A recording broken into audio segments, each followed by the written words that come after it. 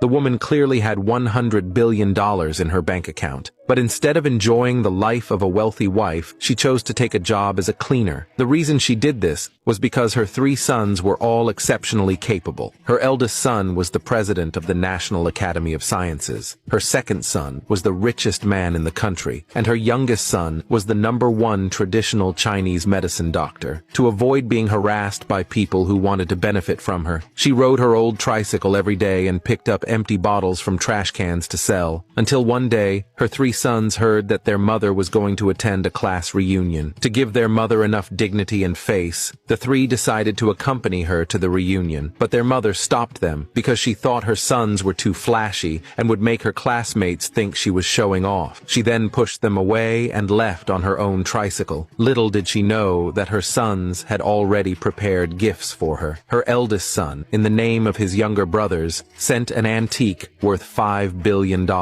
The second son booked the entire banquet hotel. The youngest son invited a famous singer from 40 years ago to give their mother the best celebration possible. Meanwhile, her classmates had also learned from the sons that the richest man's mother was their classmate, and that today's banquet hotel had been fully booked by them. After hearing this, they immediately wanted to go downstairs to welcome the rich man's mother personally. After all, their children all worked in major corporations. At that moment, the woman had also arrived at the hotel, and she ran into one of her old classmates. Just as she was about to greet her, she was met with Laura's disdain. Laura said directly that she was just a cleaner, earning only $3,000 a month, barely enough to support her sons. Then Laura boasted about her own family's situation, claiming that she lived the life of a wealthy wife every day, and even went out in a $1 million luxury car. The classmates who had been waiting nearby looked at the way both women dressed and lived, and immediately assumed that Laura was the mother of the richest man. They pushed the woman aside and hurried to flatter Laura instead. They even praised Laura's parenting style, saying she had raised her son to become the chairman of the top corporation. Little did they know that Laura's son was just a driver, and that the luxury car she mentioned actually belonged to her son's boss. The woman standing by tried to explain that her own son was the real chairman, but no one was willing to believe her. They even mocked her as nothing more than a garbage-collecting cleaner. They insisted that the real chairman's mother was Laura. Driven by her ridiculous vanity, Laura admitted that she was indeed the chairman's mother. Watching the crowd leave with her, the woman couldn't help but chuckle softly. Meanwhile, in the banquet hall, everyone